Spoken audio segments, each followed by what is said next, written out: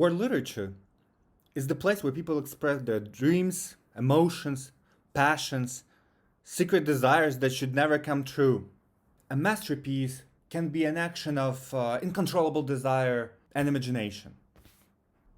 Or it can be a political manufacturing of the past for the competitors. Or maybe it's just an exploration of someone's destructive impulse.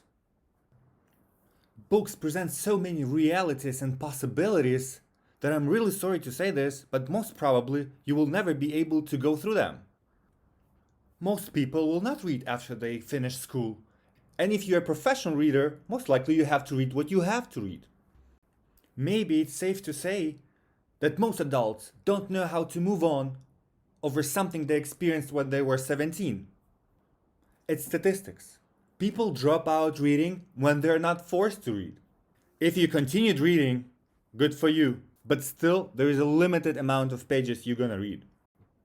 And it does matter what you read, because you might have missed something impactful, promising, luring. I approached several of my colleagues and asked them, are you sure you're not wasting your time on something not valuable? Are you sure you're effectively navigating all the information in your field? I asked people in the office, and regretfully, I learned that the only literature they read is social media. I think the smartest answers to this tricky question mention something like read abstracts, trust your circle, wait for a right advertisement to pop up. Yeah, obviously, this is a way to go. But there is something lacking here. The encounter of the unknown. Something that you cannot find in your circle. Something that will not be sold to you. Something that you need to research. The only approach that an algorithm can propose is to be like others. Look at Goodreads.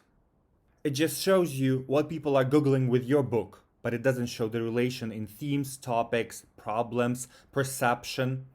So there are still limits to our applications, and some jobs should be done by humans, and I'm here to present the results of my work, of my research, probably a template of how such research can be done for oneself. As a human of the world, I really want to know what is human in literature outside of my culture. In the series Eastern Bloc Science Fiction, I analyze decent people. There are no writers who had an opioid crisis or molesting charges waiting over them. They're just professionals. They were thinkers, they were busy with their intellectual work, they had families, they raised kids, they went to work. And since they were writers, they pretty quickly understood that the only border that they have is languages. Languages are borders more than people suspect. I study Slavic languages, but their similarities are often superficial and confusing. It's possible to compare grammar, syntax, but it's really hard to find out the way to see the semantics. When I speak with a fellow Slav, for instance a Pole, I have to change my vocabulary completely to be understood. These borders are fascinating to storm, to climb above, to dig under. This is the way to move the planet. The way to build a global economy in every corner of the world and emancipate people from local governments and insufficient economies.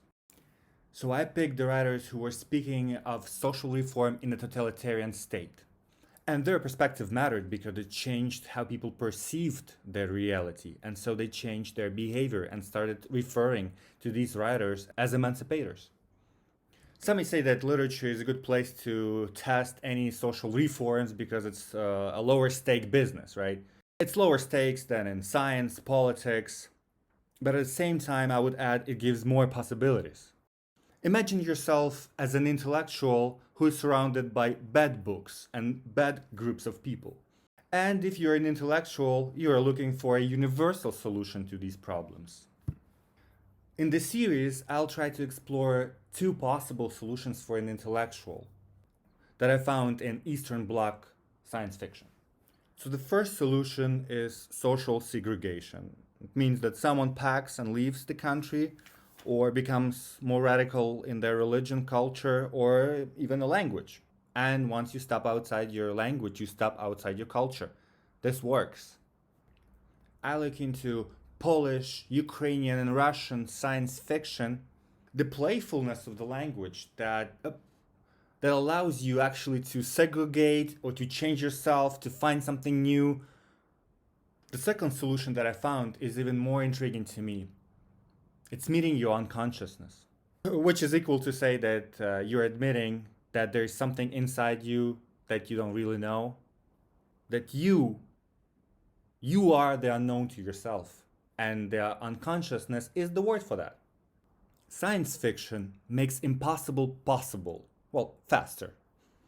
Science fiction of the Eastern Bloc already presents post-humanist, post-positivist world where superior artificial intelligence governs over humanity.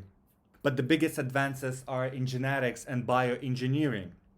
And so with this bioengineering, there's a possibility of compartmentalization of the psyche in physical terms, of changing, altering the consciousness by certain substances or surgeries. The compartmentalization of the psyche is something like sane insanity. It's the split personality that is not crazy. Of course, there are much more to talk about, and that's why I invite everybody to subscribe and wait for new episodes on Eastern European science fiction.